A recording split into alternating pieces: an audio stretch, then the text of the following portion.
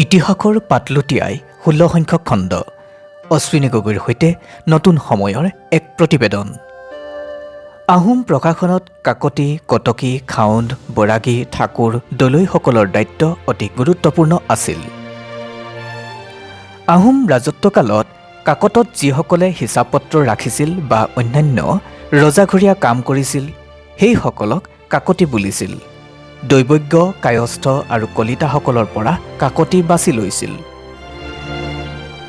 চাং কাকতিসকলে স্বৰ্গদেউৰ ভঁৰালৰ জমা খৰচ ৰাখি স্বৰ্গদেউৰ চাংঘৰত থাকিব লাগিছিল।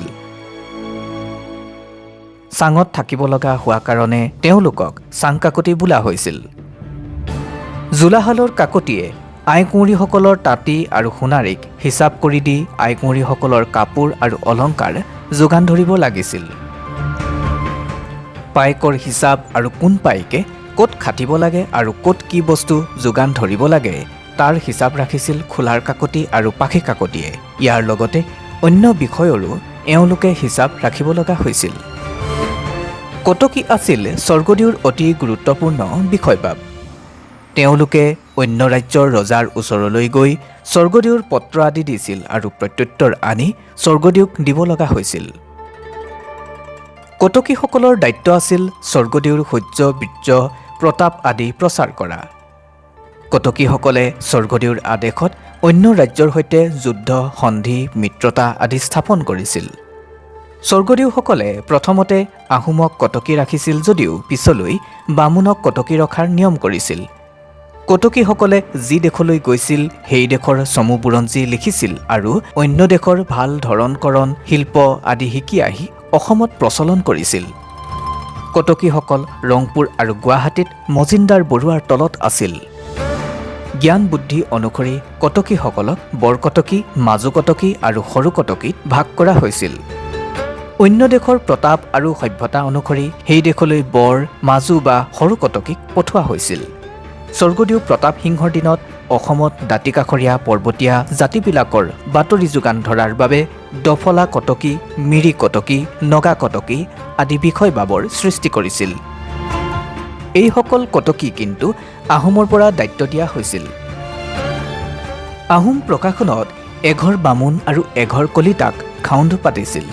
এই পদবী স্বৰ্গদেউ ৰুদ্ৰসিংহই সৃষ্টি কৰিছিল।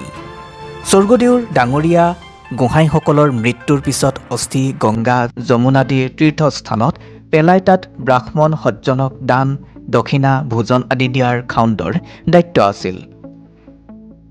বিদেশৰ পৰা কোনো বস্তু আনিবৰ বাবে বিদেশী ৰজাৰ আচাৰ ব্যৱহাৰ জনাৰ বাবে ৰাজদূতৰ দায়িত্ব আছিল খাউণ্ডৰ। স্বৰ্গদেউ প্ৰতাপ সিংহই বৰাগীৰ খেল উলিয়াইছিল। বৰাগীসকলে ভেকচন কৰি অন্য ৰাজ্যলৈ গৈ সেই দেশৰ ৰীতি-নীতি, ধৰণ-কৰণ, ৰাজনৈতিক অৱস্থা আদি জানি লৈ স্বৰ্গদেউক জনাইছিল। প্ৰকৃতাৰ্থত সন্ন্যাসীৰ বেশেৰে বিদেশী ৰজাৰ বিষয়ে জনা স্বৰ্গদেউৰ এজন দূত। স্বৰ্গদেউ শিৱসিংহই চোৰাংচোৱাৰ বিভাগ গঠন কৰিছিল। দৈবজ্ঞসকলৰ পৰা দলৈ পতা হৈছিল। তেওঁলোক জ্যোতিষ চৰ্চা আৰু গ্ৰহাদিৰ যাগ-যজ্ঞ কৰাই প্ৰধান কাম আছিল। যুদ্ধৰ সময়ত দুই এজন দলৈক যুদ্ধক্ষেত্ৰলৈ পঠোৱা হৈছিল। তেওঁলোকে যুদ্ধ আৰম্ভ কৰিবৰ কাৰণে জ্যোতিষ গণনা কৰিছিল। কামৰূপৰ দেৱালয়ৰ প্ৰধান পূজাৰীজনকো দলৈ বোলা হৈছিল। দলৈসকল স্বৰ্গদেউ আৰু বৰফুকনৰ সভাত থাকিব লাগিছিল। স্বৰ্গদেউ ৰুদ্ৰসিংহই সভাপণ্ডিত বিষয়বাব সৃষ্টি কৰিছিল। সভাপণ্ডিতে ৰজাঘৰত থাকি হিন্দু শাস্ত্ৰমতে দণ্ড ব্যৱস্থা দিছিল। ব্ৰাহ্মণসকলৰ পৰা সভাপণ্ডিত পাতিছিল। দৌল দেৱালয় পূজা সেৱা চলাবৰ বাবে এজন অধ্যক্ষ পাতিছিল। তেওঁলোকক ঠাকুৰ বোলা হৈছিল। ব্ৰাহ্মণসকলৰ পৰা এই ঠাকুৰ পতা হৈছিল।